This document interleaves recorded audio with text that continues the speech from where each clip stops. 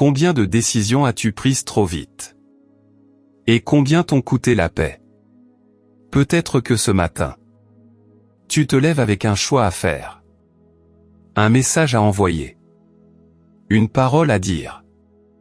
Une décision qui peut tout changer. Et tu ressens cette pression. Cette urgence. Comme si tu devais agir tout de suite. Mais agir vite ne signifie pas agir juste. Et si le problème n'était pas ton manque de capacité, mais ton manque de direction divine? La vraie sagesse ne crie pas. Elle murmure. Et beaucoup passent à côté. Parce qu'ils choisissent le bruit. Au lieu de Jésus. Aujourd'hui.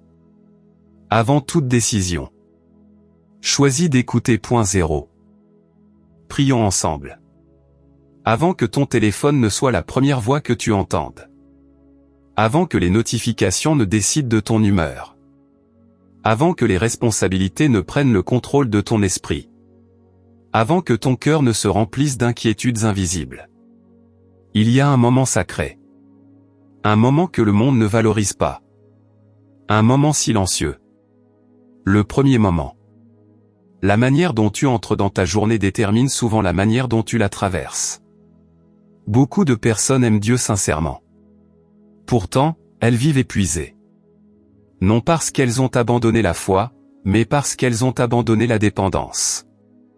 Elles croient, mais elles ne commencent pas avec lui. Elles commencent avec leurs pensées. Avec leurs plans. Avec leurs peurs. Avec leurs notifications.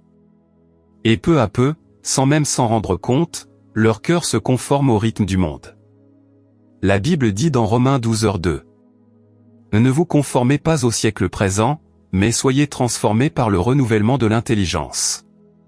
Ce renouvellement ne commence pas au milieu du chaos. Il commence dans la décision de chercher Dieu en premier. Le monde propose une sagesse rapide. Réponds immédiatement. Réagis vite. Protège ton image. Accumule. Contrôle. Mais la sagesse de Dieu est différente. Elle est lente, profonde et stable. Elle commence par l'humilité. Proverbe 3, 5-6 nous rappelle. Confie-toi en l'Éternel de tout ton cœur, et ne t'appuie pas sur ta propre intelligence. Chaque matin, tu as 2 chemins invisibles devant toi. T'appuyer sur ton intelligence. Ou te confier en Dieu. S'appuyer sur soi-même semble naturel. Cela semble logique. Tu as de l'expérience. Tu as des compétences. Tu sais réfléchir. Mais ta perspective est limitée. Tu ne vois pas les conséquences invisibles. Tu ne vois pas les batailles spirituelles. Tu ne vois pas les pièges cachés. La sagesse divine voit plus loin. C'est pourquoi Jacques 1h5 dit. Si quelqu'un manque de sagesse, qu'il la demande à Dieu. Demander la sagesse n'est pas un signe de faiblesse. C'est un signe de maturité. Et la sagesse est nécessaire dans tous les domaines. Dans la lutte contre la chair. Chaque jour, il y a une bataille invisible. Pas seulement contre les circonstances, mais contre les désirs désordonnés. Les impulsions rapides. Les pensées impures. Les réactions orgueilleuses.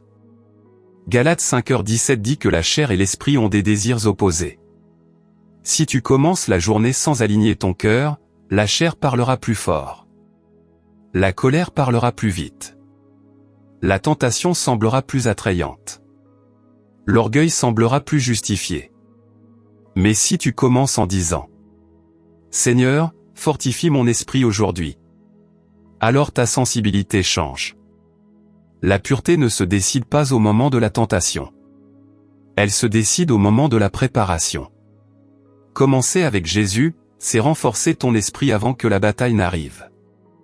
Et il y a aussi la distraction numérique. Nous vivons dans un monde où ton attention est une marchandise. Les applications veulent ton regard. Les réseaux veulent ton temps. Les algorithmes veulent ton esprit. Si la première chose que tu fais le matin est d'ouvrir ton téléphone, tu laisses le monde décider de ton orientation intérieure. Colossiens 3:2 dit. Attachez-vous aux réalités d'en haut. Attacher son esprit signifie diriger volontairement son attention. Cela demande une discipline. La discipline spirituelle n'est pas une contrainte religieuse. C'est une protection. C'est décider que ton âme mérite d'être nourrie avant d'être dispersée. Peut-être que tu dis, je n'ai pas le temps. Mais la vérité est que nous trouvons toujours du temps pour ce qui façonne notre cœur.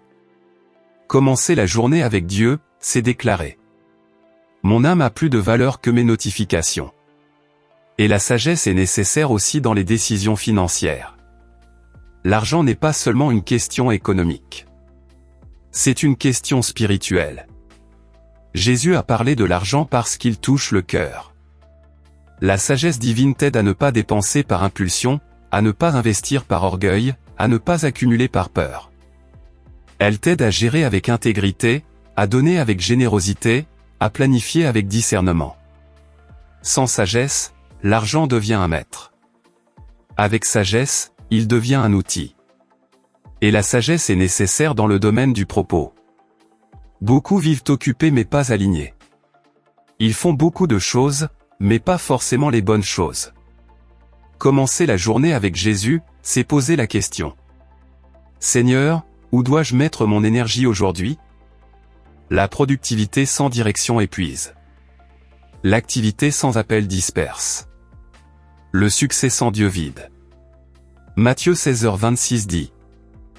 Que servirait-il à un homme de gagner le monde entier, s'il perd son âme? Il est possible d'avoir une journée remplie et un cœur vide. C'est pourquoi l'identité céleste est essentielle. Philippiens 3h20 dit. Notre cité est dans les cieux. Tu n'es pas défini par ton poste. Tu n'es pas défini par ton salaire. Tu n'es pas défini par tes échecs. Tu es défini par ton appartenance à Christ. Quand tu commences la journée avec cette identité, la pression diminue. Tu n'as pas besoin de prouver. Tu n'as pas besoin de performer pour être accepté. Tu agis à partir de l'amour, pas pour mériter l'amour. Et la force? 2 Corinthiens 12h9 dit.